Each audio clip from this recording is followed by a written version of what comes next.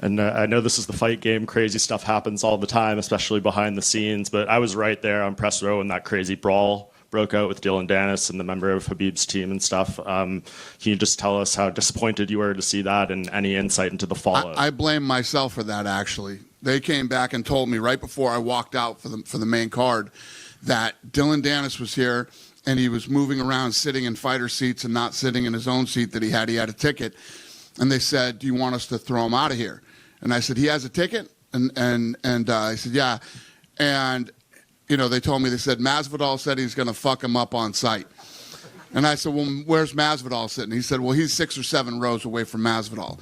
I said, well, if the guy has a ticket, let him sit in his seat and let him do what he's doing and keep an eye on him.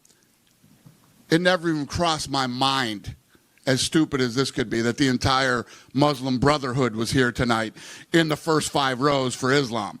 And as soon as it broke out, I was over on the other side, and I go, fuck. I know exactly what that is.